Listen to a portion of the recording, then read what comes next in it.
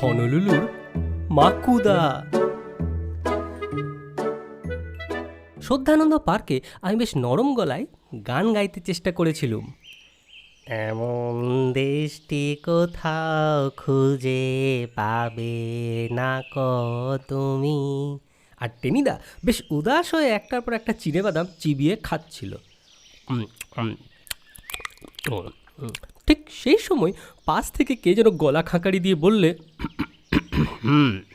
চেয়ে দেখি লম্বা চেহারার একটা লোক, গায়ে রংচটা হলদে মতন একটা পুরনো ওভারকোট, পরনে একটা তালিমারা ট্রাউজার, আর গাল ভর্তি এলোপাথারি দাড়ির সঙ্গে এক মুখ হাসি।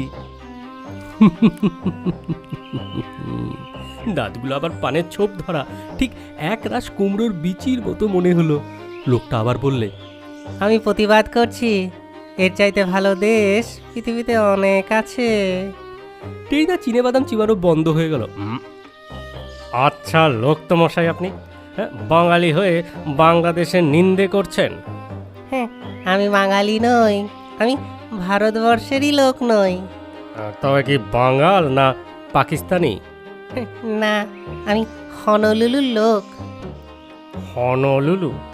টেনিদার গলায় চিনেবাদাম আটকে গেল, আর আমি কাকের মতন হাঁ করে চেয়ে রইলুম লোকটার মুখের দিকে। বার কয়েক কেসে টেসে টেনিদা সামলে নিলে, তারপর বললে, চালিয়াতিরা জায়গা পাননি স্যার। দিব্যি বাঙালি চেহারা আপনার, চমৎকার বাংলায় কথা বলছেন। আপনি হনলুলুর লোক? হ্যাঁ, তাহলে আমি তো মাদাগাস্কারের লোক, আর এই প্যালাটা হচ্ছে আফ্রিকার গরিলা। আমি দারুণ প্রতিবাদ করে বললুম, কখনো না, আমি মোটেই আফ্রিকার গরিলা নই, বরং তোমাকে অস্ট্রেলিয়ার ক্যাঙ্গারু বলা যেতে পারে। গাল ভর্তি এলোমেলো দাড়ি আর কুমড়ো বিচির মতো দাঁত নিয়ে আবার হেসে উঠল লোকটা। বলে, ছি ছি ছি ছি ছোকরা, নিজেদের মধ্যে ঝগড়া করতে নেই। আমি হনলুলুর লোক কিনা জানতে চাও? তোমরা অ্যানথ্রোপোলজি পড়েছো? আমরা বললুম, না, পড়িনি। ও, আর পিথেকান্থ্রোপাস ইরেকটাসের কথা কিছু জানো? আমরা আটকে উঠে আবার বললুম, না, জানি না। না, সেই জন্যই বুঝতে পারছো না। এসব পড়লে টলে জানতে বাঙালি আর হনলুলু লোকের চেহারা ওই অনেকটা একই রকম। গোটা 2-3 কটকটের নামে ধাক্কাতে আমরা কাত হয়ে গিয়েছিলুম। তেমনি বোকার মতন চেয়ে রইলুম লোকটার দিকে। লোকটা তেমনি বলে যেতে লাগলো, আর বাংলা শিখলুম কি করে? আমি হচ্ছি ওয়ার্ল্ড ট্যুরিস্ট, অর্থাৎ ভূপর্যটক। আর জানোই তো, ট্যুরিস্টদের দুনিয়ায় তামাম ভাষা শিখতে হয়। আপনি সব ভাষা জানেন? টেনিদা আবার নড়ে চড়ে সোজা হয়ে বসলো। আলবাত। জাপানি বলুন তো। কাইদুসি নাগাসাকি হিরোহিতো উসিমিরো কিসিকিদা। বুঝতে পারছ? আমি বললুম, পরিষ্কার বুঝতে পারছি। আচ্ছা, একটু জার্মান বলুন। বলতেন যেন কুলতুর ক্যাম্প ব্লিকলিন্দ গট ইন হিমেল। টেনিদা বললে, খুব ইন্টারেস্টিং তো, ফরাসিও নিশ্চয় জানেন।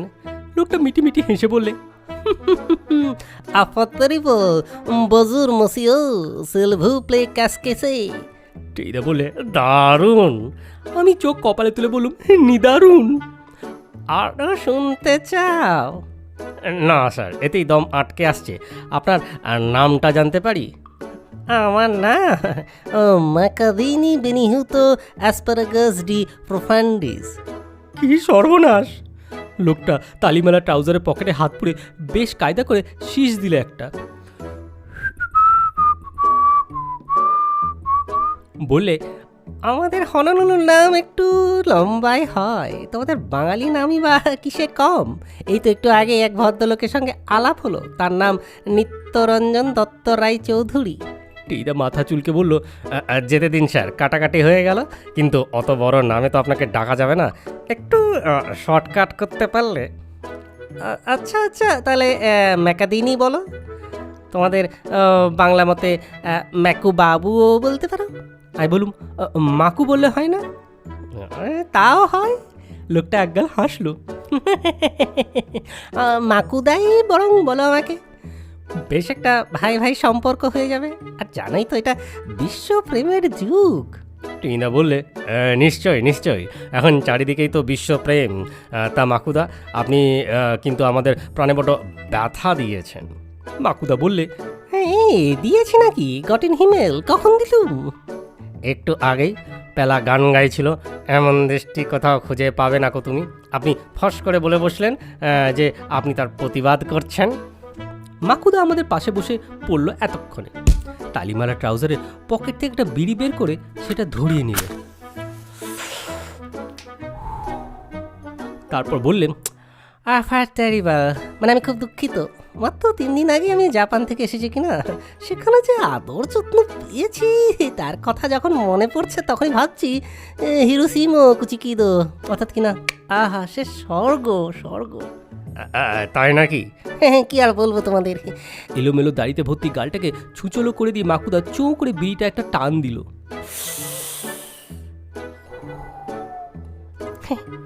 প্রথম যেদিন জাপানে পা দিলুম, কাউকে চিনি টিনি না, সবে দুপা পথে বেরিয়েছি, হঠাৎ 2-1 লোক আমাকে স্যালুট করে বললে, এসে কি মা কিচিমিচি, মানে তুমি কি বিদেশি? আমি বললাম উচি উচি, মানে হ্যাঁ হ্যাঁ। লোক দুটো বললে, ও কাকুরা আসা বুড়ো, মানে আমাদের সঙ্গে এসো। টেনিদা জানতে চাইলো, তারপর? তারপর নিয়ে গেল একটা ফার্স্ট ক্লাস হোটেলে, কত যে কিছু যে খাওয়ালো সে আর কি বলবো। চাউ চাউ, ব্যাঙের রোস্ট, মনে পড়লে এখনো পেটের ভেতর চঞ্চন করে ওঠে। পেট ভরে খাইয়ে দাইয়ে হাতে 200 ইয়েন মানে জাপানি টাকা দিয়ে বললে, দোজিমোরো কাসুমাসু, অর্থাৎ কিনা তোমায় সামান্য কিছু হাত খরচা দিলুম।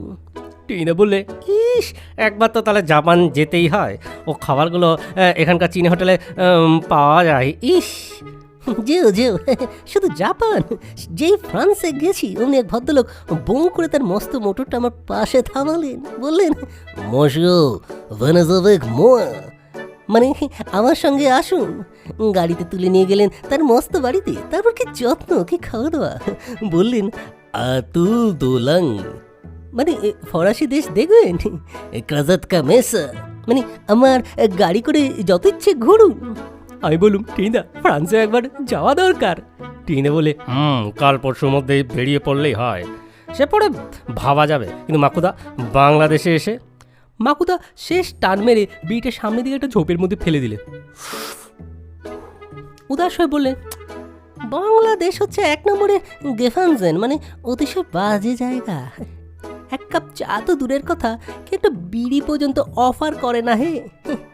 বিদেশি ট্যুরিস্ট হনলুলু থেকে আসছি, আমার দিকে একবার কেউ তাকাই না পর্যন্ত।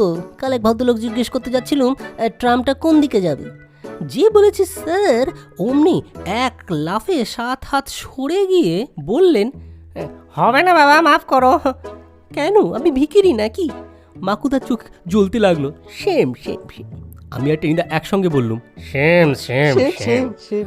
মাকুদা তেমনি জ্বলন্ত চোখে বললে, আমি দেশে গিয়ে একটা ভ্রমণ কাহিনী লিখবো, পৃথিবী সব ভাষায় সে বইয়ে অনুবাদ হবে, লাখ লাখ কপি বিক্রি হবে, তার তাতে লেখা থাকবে বাঙালি অতি নচ্ছার, মানে গেফানজেন, বাংলাদেশ অতি খারাপ, মানে লাশা বোতে, মানে ইতিপুরো তাকাহাচি, মানে এই পর্যন্ত শুনি আমাদের বাঙালি রক্তে আগুন ধরে গেল।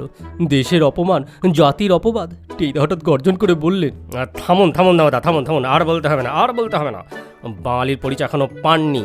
পেলা। ইয়েস টেনিদা। পকেটে হাউ মাছ?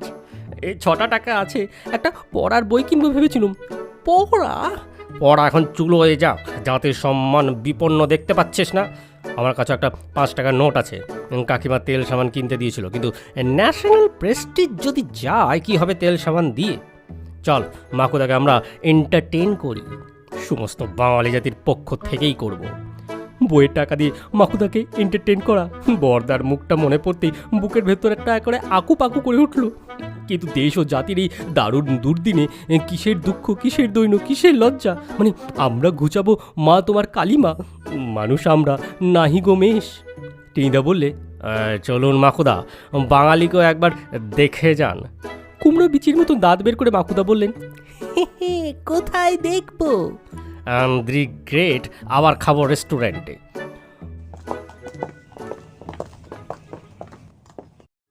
মাকুদা দেখলেন, ভালোই দেখলেন। 4টে কাটলেট, 2 প্লেট মাংস, 1 প্লেট পোলাও আর 1 প্লেট পুডিং, তারপর 2 প্যাকেট ভালো সিগারেট আর 3 টাকা ট্যাক্সি খরচ আমরা হাতে তুলে দিলুম।